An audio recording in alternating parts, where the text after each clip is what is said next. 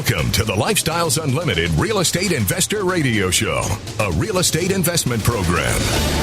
Listen and learn how to use real estate to build wealth and passive income streams for you and your family. We bring you experts every day to discuss and answer your questions on everything from single-family homes all the way up to 600-plus unit apartment complexes. And now, the Lifestyles Unlimited Real Estate Investor Radio Show.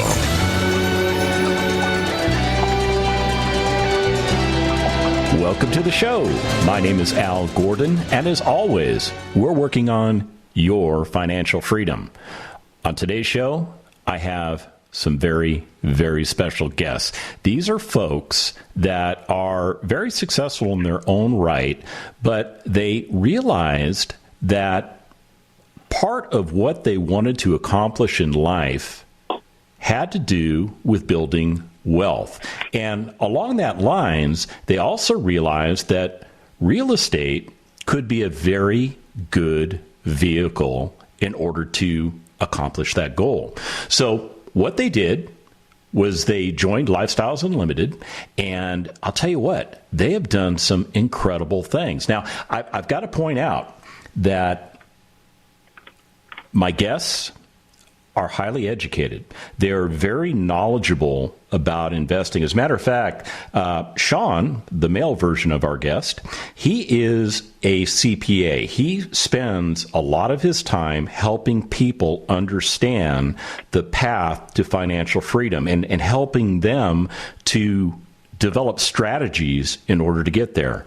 And Pam, well, she's the boss of him, and that's just the way it is. And on today's show, we're going to have some giggles. We're going to have some laughs because I'll tell you what, these guys are just a lot of fun to hang out with, and you're going to learn a lot from Pam and Sean. Are you guys there? We are. I'm here. She tells me I'm here. Yeah, I'm here only if she says I'm here.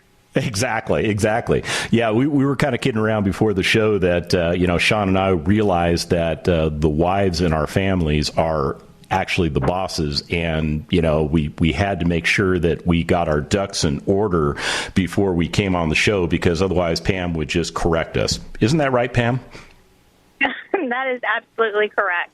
See, I knew it. So Sean, you and I are going to mind our P's and Q's, and we're going to do things in accordance with good order and discipline. For a change. Yeah, I know. It's going to be a challenge. We're only going to be here for an hour so that we can endure this. So we can do it, man. We got it. So what I'd like to do is I'd like to start off getting to know you guys. Now, I know you guys, but the audience doesn't. And I think you guys have a very, very interesting backstory. So let's get to know you. Tell us a little bit about who you are, how you stumbled across real estate investing, and we'll just take it from there. That sounds great. I'll go first, and I'll just give you a little bit about my background. I am a cybersecurity analyst, and I work full-time. Sean and I have 3 kids. 2 boys and a girl, ranging from the ages of 9 to 13. Sorry, I was going to go backwards. And my background has always been in IT, always worked full-time, and, just trying to balance being a mother, a wife, and daughter to my mom, as well as trying to balance out, what we want out of life. So I'll let Sean introduce himself, and then we can kind of talk about, what is it that kind of brought us to this point. Yeah, and so I'm a CPA, as Al mentioned, and actually I specialize in consulting, advice, and strategy. In fact, I'm a lifestyles vendor, so I've done a lot of work with possibly even some of you guys that are listening right now. But I've started with the passion on my business side is that I like to teach, give advice, and help find opportunities, and that opportunities is really a lot about goal setting. Where are we going? What are you trying to accomplish? And that is just really part of who I am, and Pam and I work together really well, is we're trying to live life the best we can. And that's being good people and good parents and good spouses, but also accomplishing things. I have an actual written bucket list that we tackle. And real estate is part of how we accomplish our goals. it's building wealth, but it's also building opportunity. And so as we do what we do, I'm never going to quit doing what I do. I love what I do. So it's now just building around us and creating the lifestyle that we want. And it's not uncommon that I keep saying the word lifestyle like I'm marketing, but I'm really not. It is about our lifestyle and what we're trying to accomplish. And so that's where it all started, is we saw real estate as a major piece of us accomplishing our life goals and taking it from there. And I think it's fair to say, Sean, you can correct me if I'm wrong, but we're both planners, and we love to plan. We are really good at looking at all of our different options, as well as having contingency planning for if this doesn't work, we have plan B. If plan B doesn't work, we have plan C. So as part of all of our planning, we were able to come to an agreement in realizing that real estate fits into our whole overall strategy and our outlook in life. So what were you guys doing for retirement planning before you added real estate to the mix? A lot of the traditional things. Of course, we have the 401ks, the IRAs. There's actually a lot of strategies that relate to life insurance that folks don't know. In fact, it's a little hidden trick that the wealthy use when they're accumulating wealth. But I have my business, and that's growing. But then we started building wealth around that. I actually have some commercial real estate. I own the buildings that I've officed in, and as opposed to renting and leasing and wasting that money, and invested in other people's businesses. And so then we were just missing that piece, that single-family, multifamily aspect of our portfolio.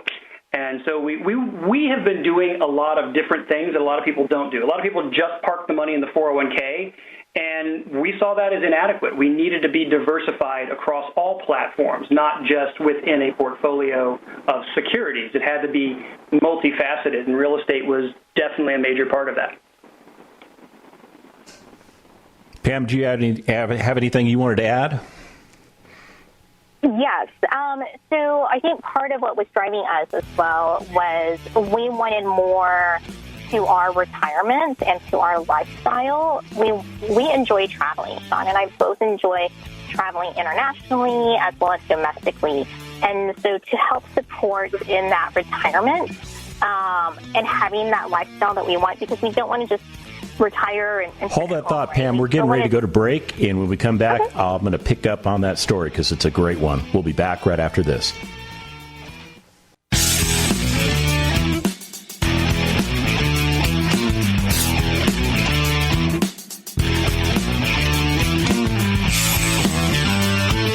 Welcome back to the Lifestyles Unlimited Real Estate Investor Radio Show. Now, let's get back to your map to financial freedom. Welcome back to the show. So if you're just joining us, I have Sean and Pam on with me today. They're Lifestyles Unlimited members. They're very highly educated people. They're very good at what they do in life as far as employment goes. Sean is kind of on the self-employed side. Pam, I believe, is on the not so self-employed side, but that doesn't matter, because what Pam was conveying to us before we went to the break was that they have certain expectations for their life. They have certain things that they want to achieve and accomplish. And, I think that there's a lot of you out there that when you hear what they're doing, it's going to resonate with you, because what they've decided to not do is to forego a certain lifestyle. And real estate is one of those things that they've brought into the mix of their investing strategy that is helping them to achieve the lifestyle that they desire. Pam, you want to pick up your story where I so rudely cut you off? Yes. And no problem about cutting me off. I totally understand. And what I was saying was that in our retirement, we did not want to feel like we were bound to having to worry about how much money would we have left and how many years would we have to live, because that's always the concern, right? Will you outlive your money?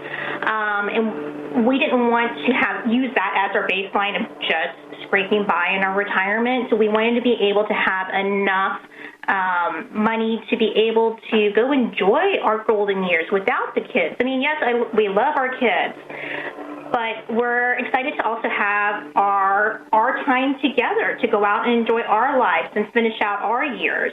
And having real estate was going to enable us to have some of that extra money to be able to travel, to be able to go out and, maybe see some shows, go out and eat at restaurants, maybe upgrade our house, whatever we wanted to do.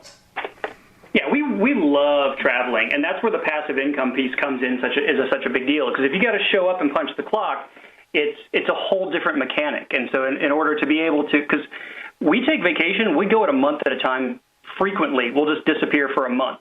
And if you don't have stability in your cash flow and your income, you just can't even do that. And we are aggressive about living our lives and experiencing things. I even actually will speak to college students frequently and tell them that if you have 30 places in the world that you'd like to go visit, and they're international places, and maybe you take an international trip once every other year, you just plan 60 years of your lives in that moment. And if you just blow it off and blow it off and blow it off, you'll never actually accomplish any of that. And that's the same thing with the real estate, is we can keep making excuses on why we can't and then not yet and maybe next year. That's just not us. If we want it, we will go get it and we'll make it happen. And real estate has been a huge part of accomplishing the things that we're wanting to accomplish in life. So I've got kind of a personal question to ask you, because I think the answer is going to kind of, blow the audience away. What age bracket are you two in? Well, you have to give me I know that's not nice. I'm not supposed to ask a woman her age. I know. I'm slapping myself on the hand right now. I'm 45. Sean turned 46 this year. 47. 47. I'll turn 46 this year. And so while we are still early in our years, as I mentioned earlier, we are planners. So I think that's a great thing, but can also be a bad thing, because we also feel the time ticking by, and felt like that this was really a great time for us to start investing in real estate. Yep, and the 40s is when most people start their real accumulation phase. I mean, I work with lots and lots of business owners and individuals and professionals, and it's, at 20, you try to figure out what you're doing. 30, you start getting your core promotions. 40s is when you really start hitting the earnings years, and that's when you have the disposable income to play this game. But then you still have 20, 30, 40. In my case, I plan on 350 more years before I die, so just planning for that accordingly to make sure there's enough money. And, of course, the lawnmower guy shows up exactly as we start. So sorry about the background noise, everybody. Yeah, I was wondering what was going on there. I thought you guys lived on a runway or something. What's funny is our lawnmower guy showed up 2 hours ago, and my neighbor usually shows up about 3. This is the neighbor guy showing up early, so we'll start throwing stuff at him if we need to. Yeah, he just wanted to be on the radio with you guys. He got the press release or something. So, I think you guys made a very, very interesting point just now, and not about the lawnmower guy.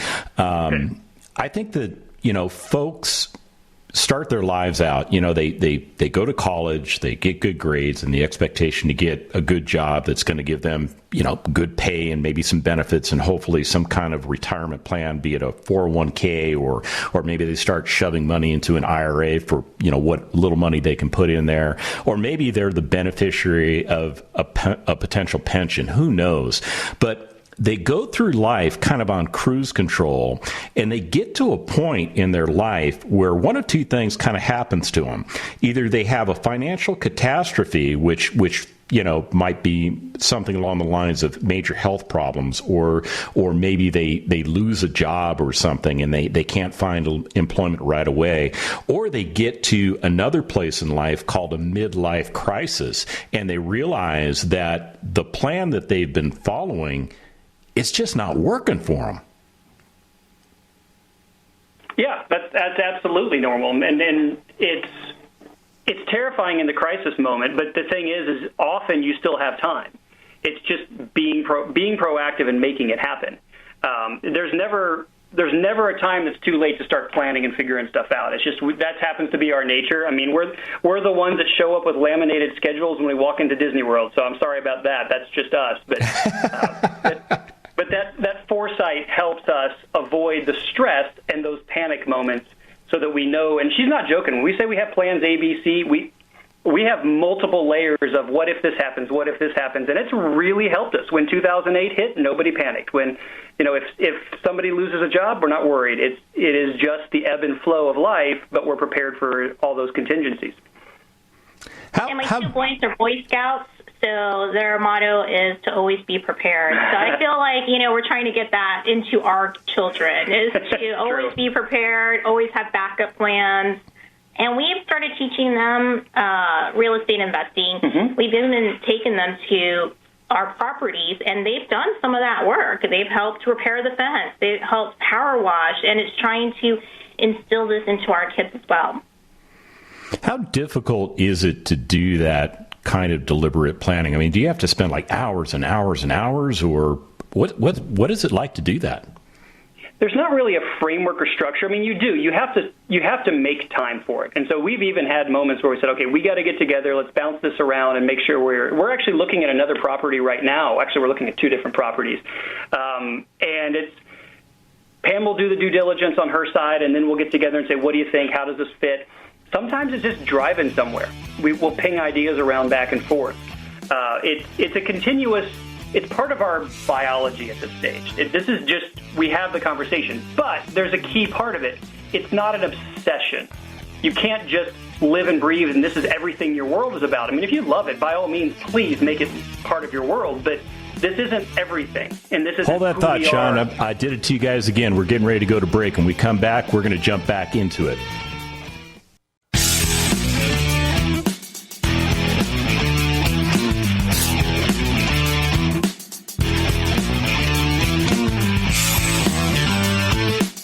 Warning. Listening to the Lifestyles Unlimited Real Estate Investor Radio Show will change your life. We will teach you how to create wealth and passive income so you can be financially free. And now, back to your host. Welcome back to the show. So I've got Pam and Sean on with me today, and I'll tell you what, I'm having a great time. I really am, and I hope you are too. But what I want to get into in this segment is I want to talk about some of the strategies that they're putting into place to create this personal wealth, not only for themselves, but for their children and their children's children, because that is an important component of what we all do when we get involved with investing correctly, especially when we're involved with real estate. So, guys, do me a favor. Tell me how all of these single-family properties that you're buying and renovating and then putting back into service for wonderful people to give them a great place to live, how did that factor into your strategic plan? There's obviously multiple layers because, again, we said we're hyper-planners, but it starts with how you best leverage your assets. So if you've got X number of dollars and I want to turn it into Y number of dollars, how are you going to do that? And you look at where the best opportunities are. And many, many Lifestyles members know that it's very common to double your money every 2 to 3 years. Sometimes sooner, sometimes longer, but usually within a couple, 3 years, you can just keep 1031 exchanging and playing the game to double, double, double.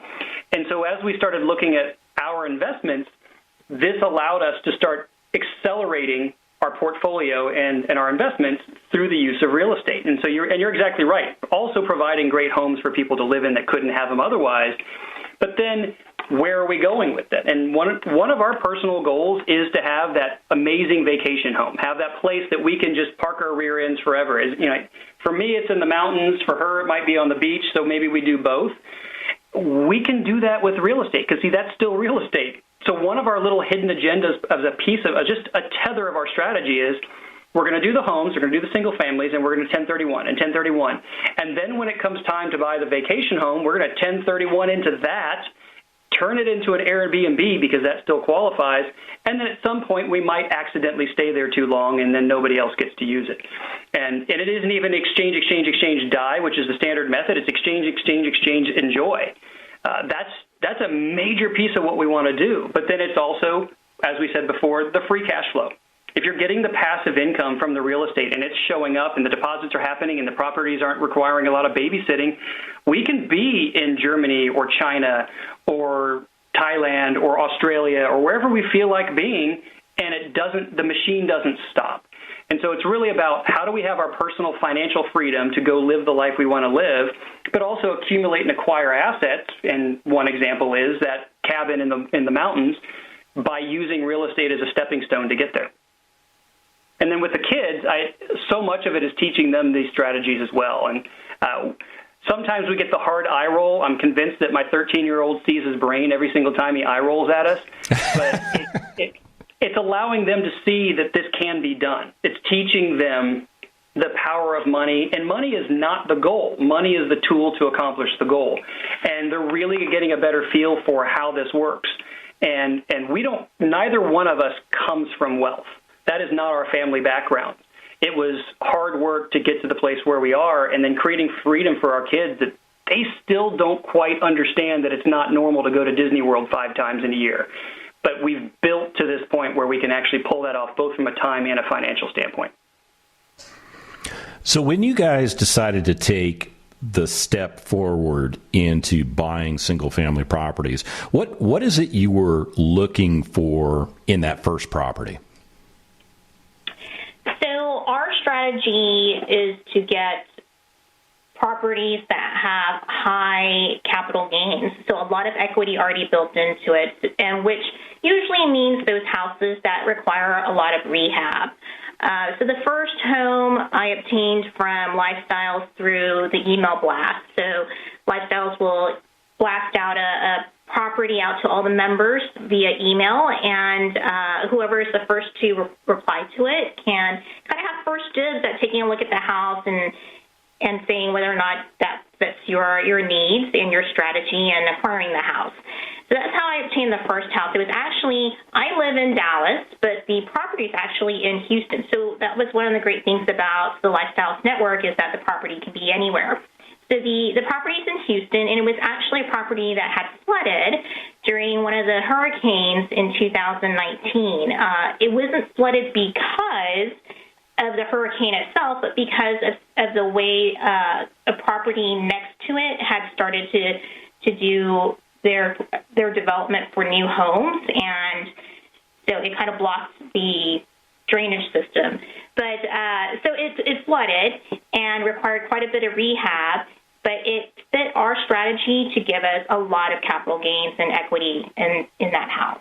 And it still has cash flow. It's just whatever the math that works for us is maybe different than somebody else. Somebody that wants $600 a month off a single family is going to have a different math, but it's not wrong. It's just different. Right. For us, I mean, one of our properties, we were actually one of the spotlights on the Thursday night session.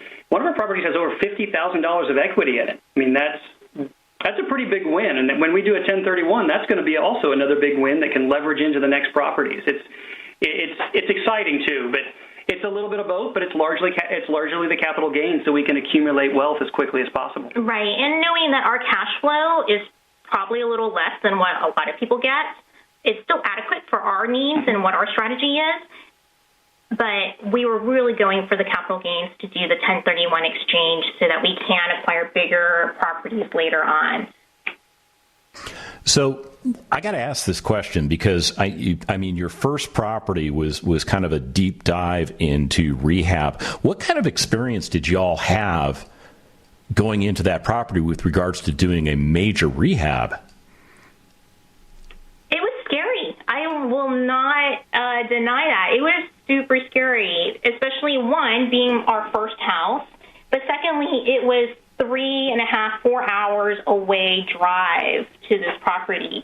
But I think Lifestyles made it easy for us because I worked with a great realtor, John Johnson, who helped walk me through, and I told him up front, I was like, hey, I'm brand new to this. I need a little extra hands on this. We also had Mondell with Corbett's Property Care. He was the contractor. That was actually Lifestyles put that together for me as part of that package of what went out. It already had the contractor bid, so Mondell already had all the information with the numbers for me to look at. So using the Lifestyles vendors and resources really allowed us to accelerate our decision of how quickly we wanted to pick up that property and be able to run with it. And it's like anything else. I mean, it's terrifying to do anything new, particularly when there's money at risk. I mean, that's just normal. But it's when you surround yourself with people that know what the heck they're doing, you can start trusting that they know what the heck they're doing. And that's what she didn't say is we were down there and got that first property in the span of about 2.5 months. We ended up with 3. And so we had 3 renovations going on concurrently, piggybacked off that very first one because we started to get so much confidence in the crew that we had and the team that we had built around us. And so it's absolutely terrifying. But then once you rip the Band-Aid off, you realize that you got this. This can be done even if you're not a guru in real estate. And I think that's what a lot of people are afraid of. Mm-hmm. Sean being a CPA, he's paid for his time. He's paid for his advice. It's not a tangible product. You can't pick up a book. You can't walk into Target and pick up a pair of headphones. It's nothing tangible. And what a lot of people are afraid of is paying for consulting, paying for advice, paying for somebody's experience.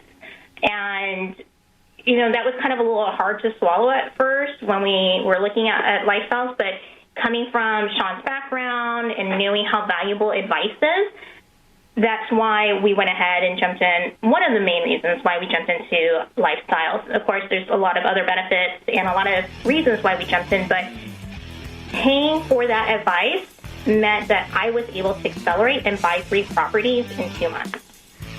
Yeah, that is pretty cool stuff. I mean, the fact that you were able to step into 1 property and that snowballed into 3 properties, and you're just getting started in your real estate investing business and you're managing 3 rehabs at once. When we come back from the break, we're going to get back into this right after this.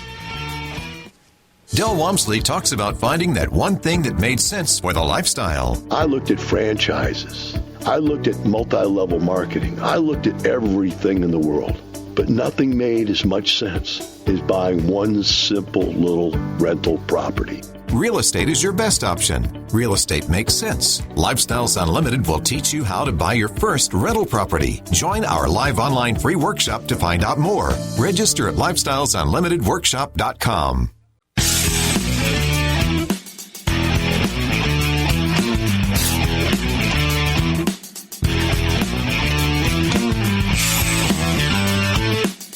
Welcome back to the Lifestyles Unlimited Real Estate Investor Radio Show. It's time to turn up the volume and fine-tune your passive income plan so you can create the lifestyle you've always wanted. Welcome back to the show. I just got to say, when you become a member of Lifestyles Unlimited, like Sean and Pam did, and myself and my family did, and the other 50,000 members of Lifestyles Unlimited, one of the things that you get the benefit of, that it's a completely intangible benefit that you never even understand you're going to reap the rewards from, is having access to people like Sean and Pam. I mean, you have the ability to meet people like them. You get the opportunity to bounce ideas off of them, share information, share and exchange stories about, what did you do over here for a real estate project, or what did you do over there on your multifamily investment? And it is a community of like-minded individuals, all focused on trying to achieve a lifestyle. And that lifestyle begins when you get to that point in your life where you have generated enough passive income off of your investments, and that passive income is offsetting your normal household expenses, and you achieve something called retirement. And retirement is not an age. Retirement is a number, and it's a different number for all of us. Now, you guys, correct me if I'm wrong, but did I get that correct? Yeah, absolutely. In fact, retirement doesn't mean sit on your butt and just wait to die. It's supposed to be living and experiencing. And I've had plenty of clients that retired in their 40s because that was in air quotes retirement. They said, okay, good, I'm done with that. Now I'm going to go live life this way. And when you create, and we've talked about it a lot, we want to put ourselves in a position to retire, but never actually retire because we have too many things we want to do. And actually, as a free insurance policy, never tell anyone an actual date you're going to retire, because if anything happens, then that's what the insurance company is going to pay you to. I had a client that said they were going to retire at 50 and told everybody. She got in an accident, and they only paid her for income up to the age of 50. You're always going to work forever. As far as the world knows, you're working forever. Just protect yourself. But we intend to be busy playing with real estate and doing other things, and I love teaching, so it's just going to keep happening. Retirement's going to be just a bigger choice. We choose the way we live in a different way than we would if you had a regular job. Yeah, I think the big thing that occurs when you achieve that retirement is a thing called control. And that control has to do with control over your own life. And I think you hit the nail right on the head, Sean. Yeah, I hope so, because that's what my wife told me I was supposed to say. Oh, we're going back to the wife jokes now, huh? Oh, yeah. We got to stick to those. We got to make sure we bring it full circle. So you don't see me hitting him right now. Yeah. Oh, I think it's on the radio. I know. We got to get a television show because I've got to get the whole Jerry Springer effect. But I'm going down that rabbit hole. Let me come back to real estate. So let me change gears on you guys a little bit, and let's talk about legacy and what legacy means to you and your family. I think it means giving our children the financial freedom to pursue what they want in life. And I'm going to go back to my childhood. My parents are immigrants here to the United States. My mother never finished middle school because back where she came from, your parents had to pay for school. It wasn't free. Not everybody has the right to go to school as you do here. So she never finished middle school. My dad came here. He actually finished high school here in the United States and obtained a technical degree from one of the smaller technical colleges. And we always grew up very poor. My Christmases were bars of soap, things that we needed. It wasn't anything of luxury. And when we went on vacations, it was always a car trip. And we always brought all of our food with us, so we never went out on restaurants on vacation. So we lived very, very Spartan, and my parents did the best that they could. So I wanted to give my children more, and I think that's what every parent wants, is to make sure that their kids don't have to have the same struggles that they grew up with. Yeah, and obviously the kids and the legacy of the kids is a huge, huge, huge part of it. And in fact, actually, being the best husband and dad is my first job. Everything else is secondary to that. And so then taking it beyond that is I really personally want to make as big of an impact on the world as I can, and help as many people as I can. It's part of why I do what I do, is if I can help teach people to run businesses, and then their kids have a chance to go to college where they never could. Because I'm the first kid in my family to ever get a college degree, so that changed my trajectory. So if I can help teach people to run businesses or achieve wealth or take vacations, that impact just continues to percolate throughout. So I know that sounds pretty lofty, but that is absolutely our driving factor. We want to make sure our kids are better off than we ever could be and are also contributors. But then what are we doing on a recurring basis to make a bigger impact, either through work or through charitable organizations or whatever it is? So the legacy is kind of like the old Boy Scout state thing, is you leave it better than when you got there. And that's what we're trying to do. And we also are firm believers in donating to charitable organizations that align with what we believe in, as well as Sean and I have talked about adopting. When we are in that financial situation, we have a certain mark where we want to be financially. We talked about adopting because we would love to be able to share some of this, our lives and our love, as well as, the money, and hopefully make somebody else's lives better and enrich our lives at the same time as well. I think it's really cool that the Lifestyles Unlimited membership is inclusive of all children 18 years and younger. I mean, it's not just for the husband and the wife, it is for the kids too. Have your kids been the beneficiary of the training that Lifestyles Unlimited provides? Yes and no.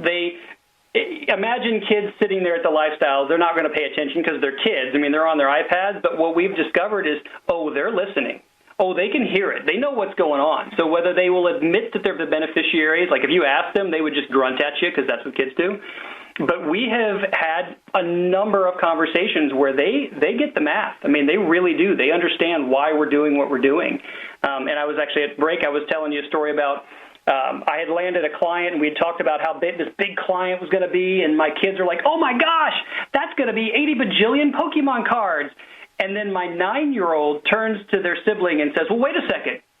Daddy needs to first pay for his employees, his office, and taxes before we get to spend it on Pokemon cards. And we never sat down and actually had a conversation breaking it down that way, but they're listening. And the same thing is true about lifestyles. They're sitting there in the sessions, they're hearing us talk about it, and they understand a lot of the multiples. They understand when something works and when something doesn't. And our kids, again, 9 to 13, they're absorbing it, and they are benefiting dramatically. Now, is it directly sit in the 2-day session? No, they're not going to do that. We tried that. It didn't quite work. Yeah, but I think where they get the most of it is when we used to do the live Saturday sessions. I forgot what they're called. Oh, the road shows. The road shows are awesome. Yes. We would take the kids on that, and they could physically see the house and walk into it, and we get to talk to, the contractors, the plumber, the realtor, and they get that tangible, I'm sorry, I'm at a loss for words here. Well, we all go to the road show, and you see that hole in the concrete when they're tearing out plumbing, and everybody's freaks. Oh, my God, I could never buy this house. And I was with my kid one time, and he goes, well, Daddy, don't you just fix the pipe and fill it up, and then the house is better? Yep, that's exactly what it is. And they got it. They didn't get scared. They had that emotional response of how messy it was, and they're glad it wasn't their room and I made them clean it up. But they're absorbing it. Yeah, the road shows are exceptionally powerful, not only for adults but also for kids. Yeah, it's pretty cool, and you guys are not alone. I've got a lot of colleagues and a lot of friends at Lifestyles Unlimited that do the exact same thing. They bring their kids along, and it's amazing how much those children absorb. So I got to ask the question: at what age do you think your 13-year-old is going to actually take down the first property? We've talked about it. Now, we've already started having that conversation. I think really within the next couple years, he'll probably have some conversation about it. We don't want to force them, because it's like anything else. If you force your kids in a direction, then they're going to immediately rebel, particularly when they hit their teenage years. But I think he's starting to get a feel for what is happening and how it's working and how well it works. If it just means he wants to do that so he can buy himself a better PlayStation, by all means, then that's what it is. Whatever the motivation is, but I think in the next couple of years, I wouldn't be the least bit surprised if he has his first. Yeah, would that be really cool? The age of 15, has already got his first rental home that he has acquired himself. Well, he can't technically legally own it at the age of 15, right. But he's done all the things to acquire the property. He's done all the things to renovate the property. He's done all the things to get the right resident for that property, and then he gets the benefit that property produces for him. What a great thing. Yeah, we've actually had a couple clients that are Lifestyles members we've helped with. They buy it for their college kid. So when the kid is going to college, the kid buys their own first house, so they have a place to stay while they're in college. And then when they leave, that's when they turn it into the rental. And so there's a secondary benefit that's hiding inside of that. They get their own place, and then of course Daddy installs cameras everywhere so that he knows what's going on. But that's absolutely. Hey guys, we're out of time. I wish I had another hour to spend with you, but for those of you that want to get started, go to freeworkshoplivestream.com. That's freeworkshoplivestream.com. The Lifestyles Unlimited Real Estate Investor Radio Show is for entertainment purposes only. Please consult a professional regarding your personal investment needs. Nothing presented on the Lifestyles Unlimited Real Estate Investor Radio Show constitutes an endorsement, recommendation, offer, or solicitation to buy or sell any product or security.